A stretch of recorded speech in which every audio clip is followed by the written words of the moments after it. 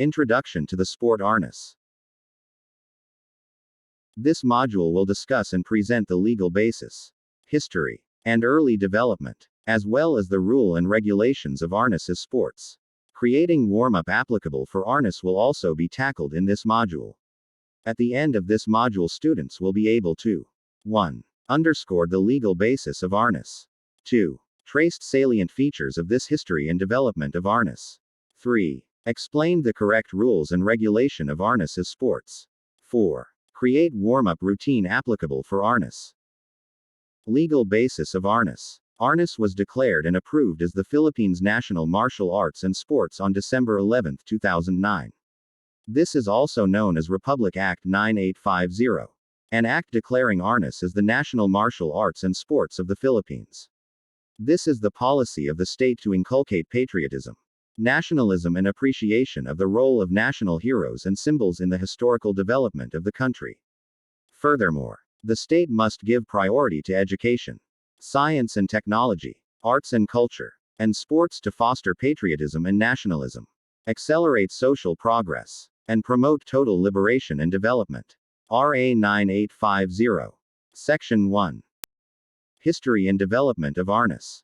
Arnis is defined as Eskrima, Kali, Garote, and other names in various regional languages, such as Pananon the Ta in Tagalog, Pag Kali Kali, Banig, Cabaro, and Kali Rongan, Pang Ga Sinan, Collier D Man, Bisaya, Dija, Ilocano, is an indigenous Filipino martial and sports characterized by the use of swinging and twirling movements, accompanied by striking, thrusting, and parrying. The use of one or two stick or any similar implements, or with bare hands and feet, also used for the same principles as that with the canes.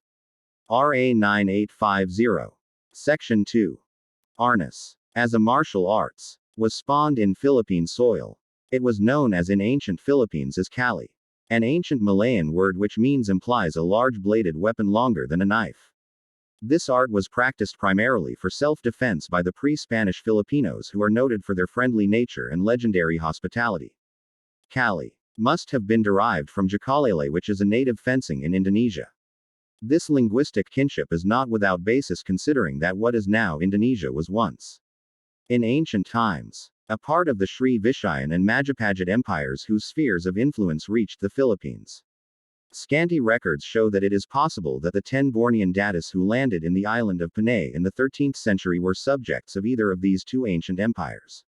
History is quite definite, however, that during the reign of the 10 datus in Panay, Kali was taught to children in a school called Batayan as part of their education. The art of hand-to-hand combat has always been an integral part of the Filipino in his long, turbulent, and bloody history. By force of necessity and self-preservation, he became an expert in fighting with his hands, either bare or with a stick and a bladed weapon. Even before the introduction of the bladed weapon, the early Filipinos were already a fighting people, using a bow and arrow or the longbow. The primitive Negritos, coming from Central Asia during prehistoric times, were expert in these weapons.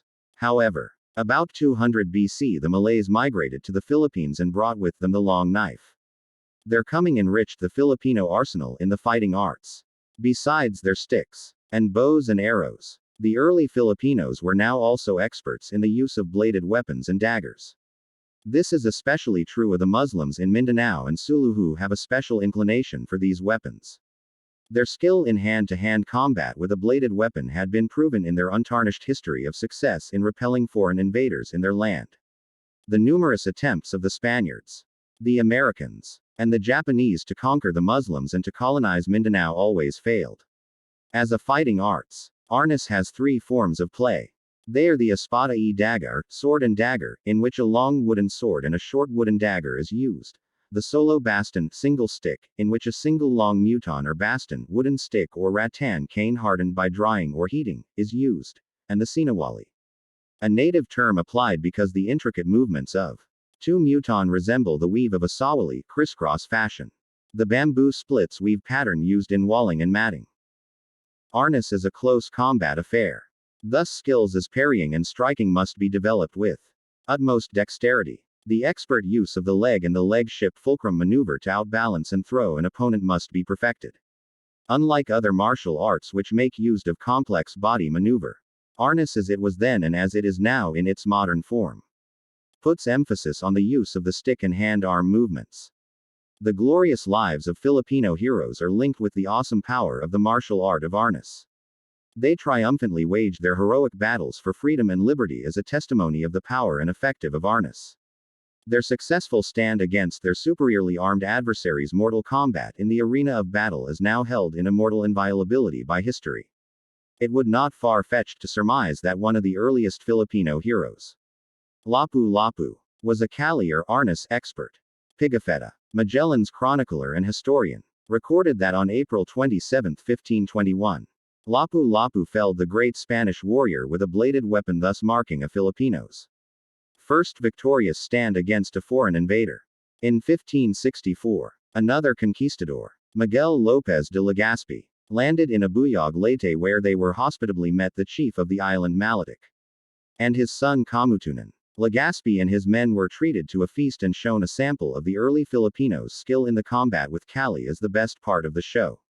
Legazpi was given the same hospitality and display of the Filipino dexterity in arms when they visited Limasawa and Camaging, the latter visit occurring in March 11, 1564. During both visits, the Spaniard were wined, dined, and shown the Filipino skills in Cali or Arnis. When Legazpi and his men landed in Cebu in April 27, 1564, they were met the native chief Tupas and his warriors. Again they were treated hospitably and shown the Filipinos' skills in arms. Legazpi was so impressed with the Filipinos' skill in combat, especially in Cali, that he decided to befriend them fully. The bond between the two leaders grew so strong that in June 4, 1564, Chief Tupas entered the folds of Christianity. He was the named Felipe, in honor of King Philip of Spain. Cali or Arnis became so popular during the early days that it was known as the sports of the kings and the members of the royal blood.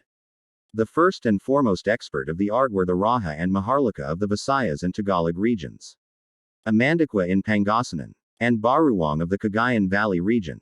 Cali was a standard fighting technique in hand-to-hand combat of the Filipinos when they revolted against Spain. Using the itak or bolo, the Katipuneros engaged the Spanish soldiers in savage skirmishers. History states that Bonifacio brandished a bolo, a standard weapon in the Cali, his famous cry of Balintawak. The greatest Filipino hero, Dr. Jose P. Rizal, studied Cali or Arnis before he left to Europe. General Gregorio del Pilar and Antonio Luna also studied Arnis even before the start of the revolutions. Reverend Father Gregorio Aglape was known to have practiced the art too. Acceptance of the Arnis became so widespread that in 1896 Jose de Azaz started a school for the study of Arnis and foil fencing. Benefits in learning Arnis. The following listed below are some of the benefits of learning Arnis according to Alvarez, 2010. Practical self-defense is learned. Upper body, arms and legs will become toned. Fitness and aerobic capacity increased. Parts of the body, such as forearms, elbow and hands, will be conditioned and will be more resistant to pain and injury. Flexibility is increased. Ability to use any weapon, even the one that is not used before, is developed. It complements and enhances any martial arts. It can be learned independently from other martial arts, or grafted seamlessly into any form of exercise done already. Many of the techniques do not require strength of power.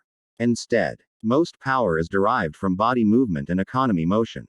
Anyone can learn Arnis since strength is not needed. It does not require expensive equipment. It can be practiced anywhere. It promotes a sense of nationalism and pride as a Filipino. Arnis Code of Ethic. The following code of ethics are stated in the Handbook of Arnis of 2015.